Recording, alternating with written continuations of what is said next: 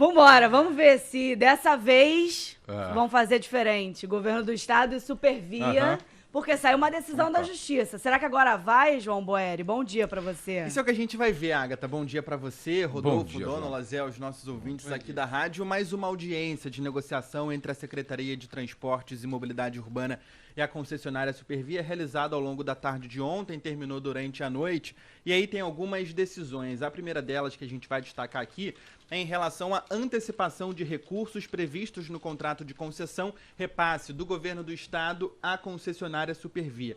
Que recursos são esses? São os chamados recebíveis, aqueles recursos de bilhete único de tarifa social que o Governo do Rio repassa à concessionária Supervia. Então, os recursos que estariam previstos para serem depositados pelos próximos 3 meses, pelos próximos 90 dias, devem ser antecipados pelo Governo do Estado. Isso porque, mais uma vez, nessa audiência de negociação, a Supervia falou sobre o fluxo de caixa financeiro da concessionária. Segundo o advogado que representou a Supervia na audiência de negociação de ontem, nesse momento a Supervia só tem caixa para operar até setembro.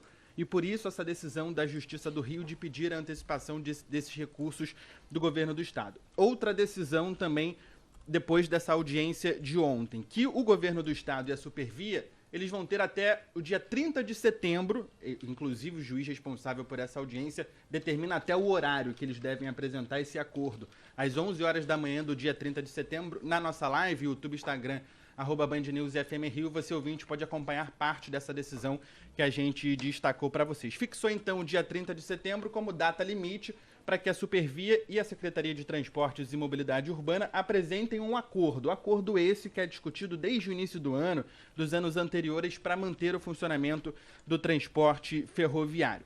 Além disso, Justiça também determinando, já que a Supervia está alegando que o fluxo de caixa é até o mês de setembro, para que ela faça uma projeção para os próximos 3 meses, contando a partir dessa antecipação dos recursos que foi determinado também pela Justiça do Rio. Então, o que a gente tem de momento? Supervia alegando que tem caixa até setembro e, por isso, a Justiça determinando a antecipação de alguns recursos previstos no contrato de concessão, repasse do Governo do Estado à concessionária Supervia, pessoal. Bom, João, são 3 pontos, né?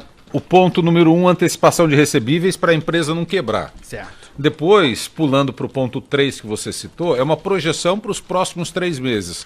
Estamos falando de setembro, até ela tem fôlego. Estamos falando outubro, novembro e dezembro, até o final de 2000, para fechar o ano.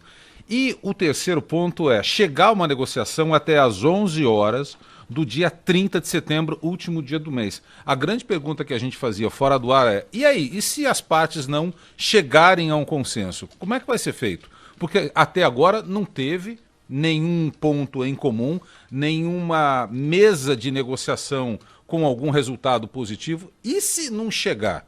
O juízo determina, vocês, partes, têm que chegar a um acordo. E se não chegar? O que se prevê? Alguma multa para as partes? Alguma outra rodada de negociação em outra esfera?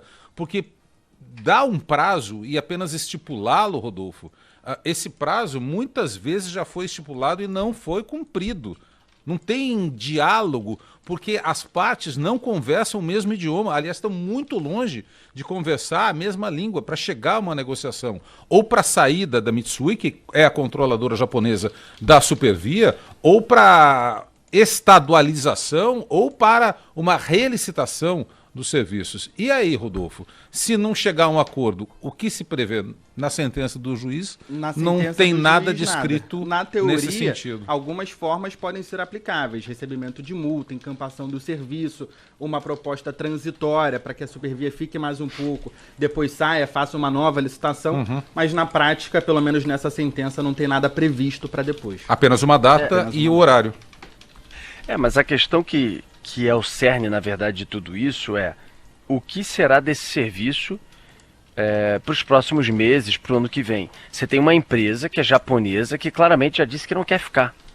Está dizendo que está tendo prejuízo, óbvio que ela está tentando se acertar, receber, tentar reajustes, melhorar alguma coisa a vida, mas ela já está dizendo, não quero mais. Só que ela quer repassar. Ela, no fundo, quer fazer de alguma forma que ela negocie, já que tem tempo ainda de concessão, ela negocie e passe para outro, porque com isso ela pode tentar repassar pegando um dinheiro, repassar fazendo uma negociação. O Estado está dizendo, ameaçando encampar e também dizendo que não aceita e que vai pro pau no sentido de impedir que siga dessa maneira, como a empresa quer, esse processo todo de discussão da concessão de um transporte que impacta a vida de centenas de milhares de pessoas todos os dias.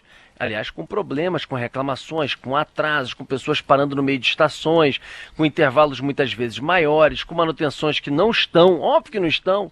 E a gente, quando a Supervia, antes com a Odebrecht, já no começo com essa empresa, quando a Supervia estava no momento, não estou dizendo perfeito, mas sem reclamações da concessionária, já tinha seus problemas, inclusive na manutenção do dia a dia. Imagine agora que a empresa está dizendo abertamente que não tem caixa, que se continuar assim não vai ter condições de operar em setembro. Você acha, eu não estou dizendo que não estão fazendo a manutenção necessária, né? E é isso que a gente espera para você manter a segurança dos passageiros. Estou falando da manutenção toda. Você acha que não reduz limpeza?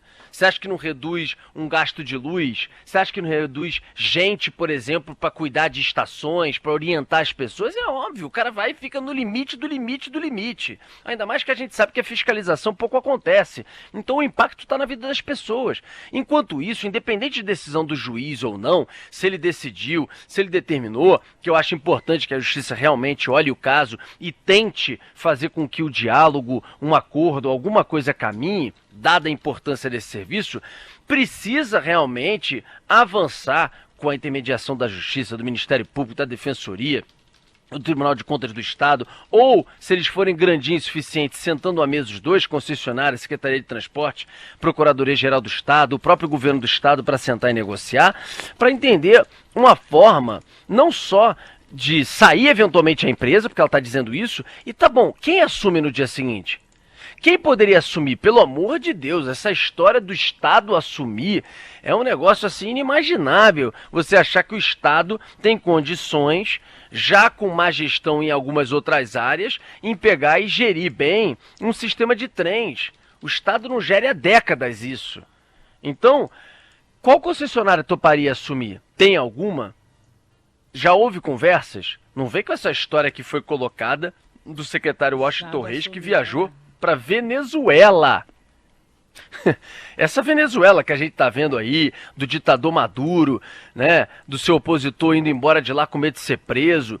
Esse país das mazelas, que tem, se não a maior, uma das maiores reservas de petróleo do mundo. Há décadas atrás foi um dos países mais ricos do mundo. Está aí quebrado por essa ditadura de esquerda do Nicolás Maduro, prendendo mais de 2.000 pessoas.